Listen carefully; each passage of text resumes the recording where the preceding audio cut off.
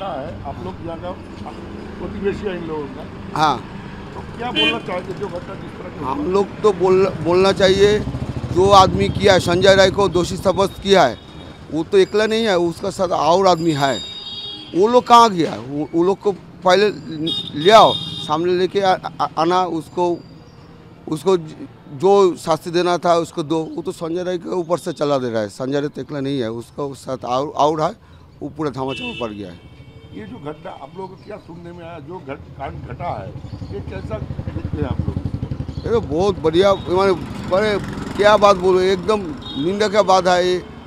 हम लोग तो परिवेश, हम लोग का घर के लड़की था वो, हम लोग सोचता था ये यहाँ पर एक डॉक्टर है तो हम लोगों का दिन रात कभी किसी को कुछ होगा तो उसका पास जाना था, ये हमको लोग को लिए ये चल गया है।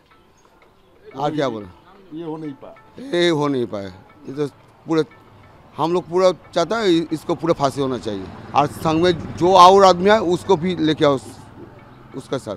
वो तो एक आदमी तो उसको साथ ऐसा करने का तो मैंने कर नहीं सकता है, तब और आदमी कहाँ गया है? वो लोग तो धामाचापा पड़ गया हो, तब और क्या बोलेगा इस। आपका नाम? हाँ, परितोष है। সর্বোচ্চ সাজা। এরকম অপরাধী মানে সমাজে ঘুরে বেড়ালে অপরাধ আরো বাড়বে, তাই জন্য আমি অপরাধ করেছে সর্বোচ্চ সাজাই চাই। সাজাদানে কি আপনারা সন্তুষ্ট না? আপনারা মনে করেন বিচার প্রক্রিয়া এখনো সম্পূর্ণ হয়নি? বিচার সম্পূর্ণ হয়নি, তদন্তই সম্পূর্ণ হয়নি, কিন্তু ও দোষী সাব্যস্ত হয়েছে, ওর ফাঁসি চাই। এবং এখানে বিচার প্রক্রিয়া শেষ হয়ে যাবে না, তদন্তও শেষ হয়ে যাবে না, তদন্ত চলবে, বিচার প্রক্রিয়াও চলবে, এবং আসল দোষীরা সামনে আসবে, এবং প্রকৃত দোষী যারা সবার ফাঁসি চাই আমি। প্রতিবাদ জারি থাকবে, কোর্টে যেমন আমাদের সুপ্রিম কোর্টে আছে, হাইকোর্টে আছে, শিয়ালদা কোর্টেও থাকবে, তেমনি রাস্তার আন্দোলনও আমাদের জারি থাকবে। বিচারক দোষী বলার পরও নির্দোষ বলেছে সঞ্জয়, কি বলবেন? কি মনে হচ্ছে একজনই কি দোষী? না, আমার প্রথম দিন থেকেই আমরা বলছি একজন দোষী নয়, হসপিটাল কর্তৃপক্ষ জড়িত এর মধ্যে, যে সন্দীপ ঘোষ পুরো জড়িত, ওর মদত ছাড়া কিছুই হয়নি। এখনো আসল অপরাধীরা আপনারা যারা মনে করছেন, তাহলে সামনে আসছে না কেন? কারা কি লুকোনোর চেষ্টা করছে? কোনো প্রভাবশালীর হাত কি মাথায় রয়েছে? অবশ্যই রয়েছে, সিবিআই কোনোভাবে প্রভাবিত হয়েছে, তাই তদন্তর ওই যে দিকটা হয়নি সেই দিকটাই যাচ্ছেই না।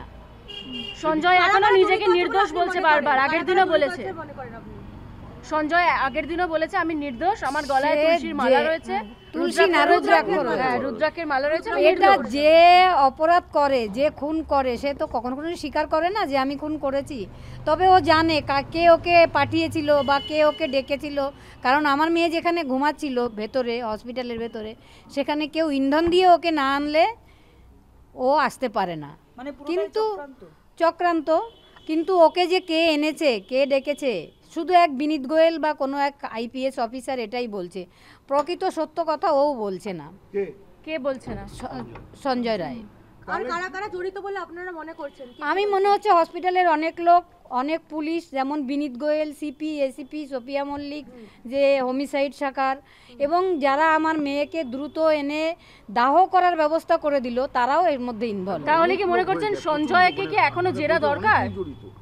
ও জেরা করলে, অনেক জেরা ওকে জজ সাহেব করেছেন, 104টে কোশ্চেন আমাদের সামনেই ওকে করা হয়েছিল, ও সত্যি স্বীকার করছে না, শুধু আমি করিনি এটা বলছে। সঞ্জয় যদি ফাঁসি হয়, বাদবাকি যারা অপরাধী যারা ধরা পড়েনি, তাহলে কি কোনো প্রমাণ লোপাট আরো কি সরে যাবে? যে সঞ্জয়কে যদি বেশি থাকতো আরো ওকে জেরা করতে হয়তো, এরকম কিছু মনে হচ্ছে? না না না, এটা না মনে হচ্ছে না, প্রকৃত দোষীরা সামনে আসবে।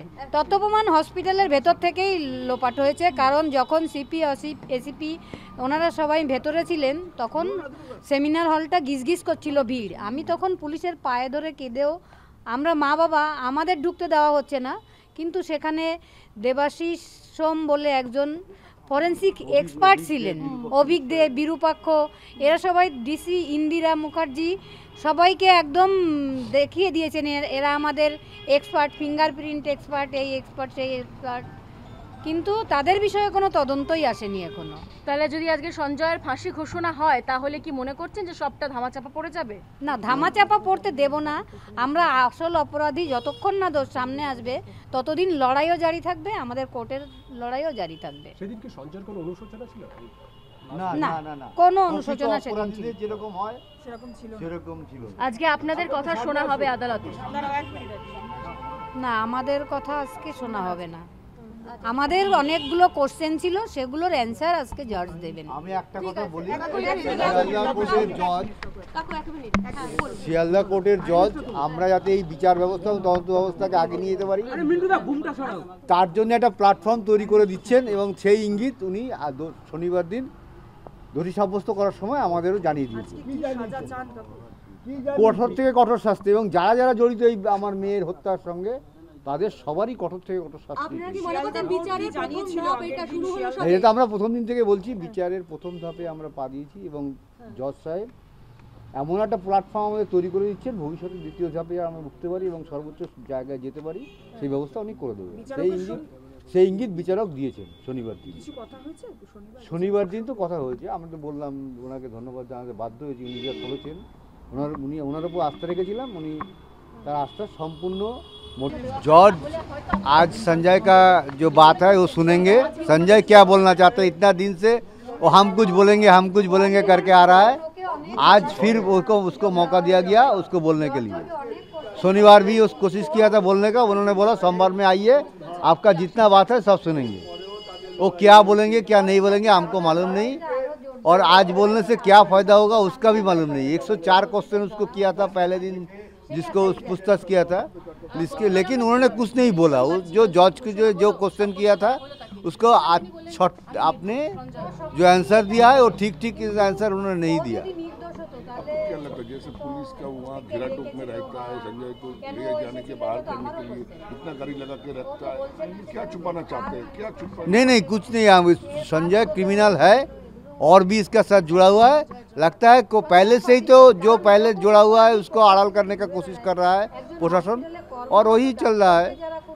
संजय बार-बार बोल रहा है कि वो निर्दोष है इस घटना के साथ। जो जिसका दोषी ठहराया जाता है वो हर बार बोलता है, कोई कभी नहीं सुना है दोषी ठहराने के बाद वो बोलता है हम दोष किया है। देखिए आज जब सजा घोषणा कर रहा है इनको, तो आपको तो मालूम होना चाहिए क्या घटना घटा था उसके बारे में। अगर पूरा खुलासा नहीं हुआ है तो कैसे ये सजा होगा सब होगा।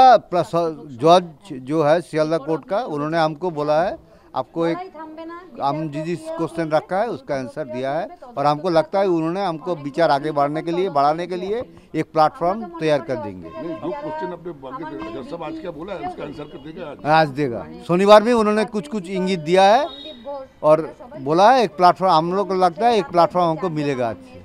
आपको क्या लगता है कौन सा सजा होना चाहिए? हाँ? कौन सा सजा होना चाहिए? कठोर से कठोर सजा होना चाहिए।